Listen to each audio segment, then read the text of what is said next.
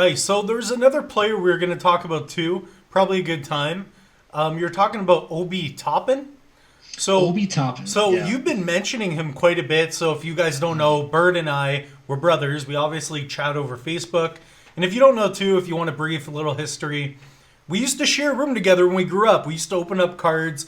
We used to collect baseball. I think the one set we both got at a Christmas one time was Mark McGuire and Hank Aaron on the cover. So, anyways, 2000 tops. yes. That's what it So was. yeah, I'm pretty sure we messed around with those cards. We, threw them around, didn't take care of them.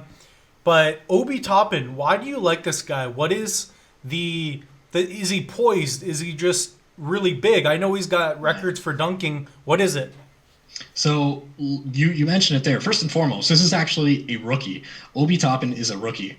First and foremost, like you mentioned, his dunks. His dunks, he actually led the NCAA last season in dunks, and he didn't play necessarily in a big conference, but he was still able to win he was still able to win player of the year. Obi Toppin also shoots threes, but the most important fact, if I say any fact, it's that he plays for the Knicks.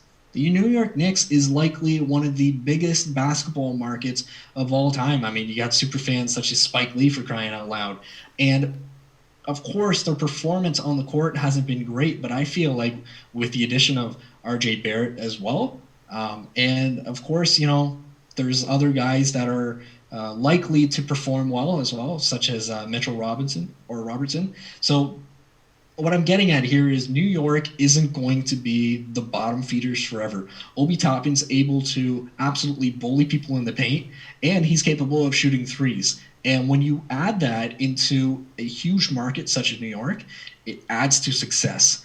Now, obviously, none of his rookie cards are out so far. I have no idea what the prices are going to be, considering that Prism is likely going to be the cards that people want, and seeing the trend within football, they're likely going to be pretty expensive, at least when you purchase the packs. So I would advise people to look out on eBay or on ComC, wherever you buy cards, and look to buy it individually. Because if you're looking to just rip open packs and buy certain people individually, it's probably not the best move.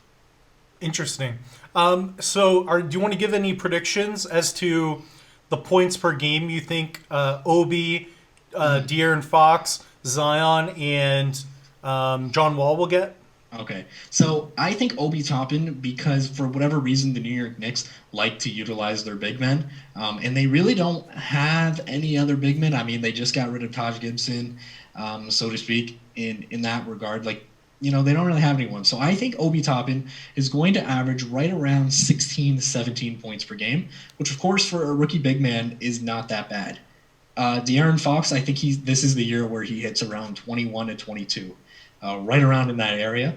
Zion Williamson, I think, is as well going to be 21 to 22 points, which again is phenomenal. However, with Obi Toppin and with Zion Williamson, I think you're going to see them put up a lot of double doubles. These are going to be double double machines, and I compare Obi Toppin a lot to Andre Drummond early on in his career when he was with the Detroit Pistons. You could almost count on him night in, night out to put up 15, 20, sometimes 27 rebounds, which is just crazy to think of. But I think these guys are going to be rebound machines. So in terms of investing, that might not be the greatest, but Obi Toppin and Zion obviously have proven that they can shoot the threes. So in that regard, they're considerably better in terms of investment than Andre Drummond. And who else am I missing there for points per game? John Wall. And John Wall. John Wall, I would feel more comfortable saying that points wise, he's only going to be around 10, maybe 11 points per game. But I'm thinking when it comes to the assists, you're going to see around 11, 12 assists. John Wall has always been that playmaker, pass first kind of guy. And with the guys that he has around him, I can't see him putting up too many shots. James Harden's going to put them up, but someone's got to feed him the ball for the most part, and that someone's going to be John Wall. That's interesting. So you think Zion's not going to improve very much, points per game wise? I think the sample size, correct me if I'm wrong, I think Zion played around 20 points per game, but I think that you're 20, going to see a lot 22, of. I believe. 21 or 22.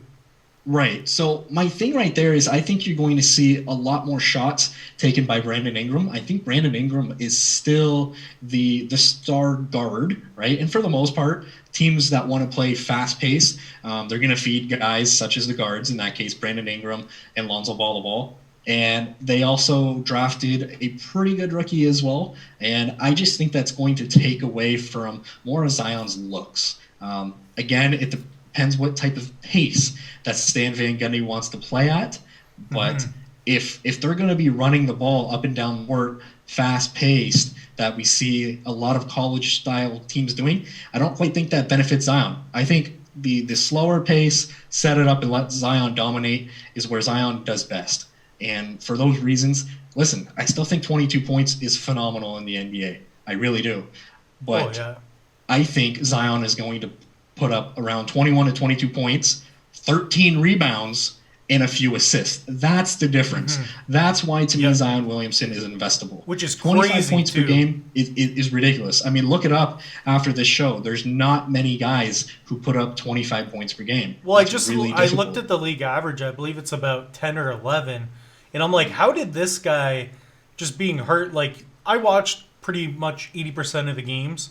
And I'm telling you, if it's a bold prediction, but I really believe in what I said, though. I really believe 25, 26 points per game, if not more. And I know it's super high, but if he's healthy, if he's got it, if he's got the opportunity, I think he could do it. And I see it happening consistently. That's why he was drafted first overall.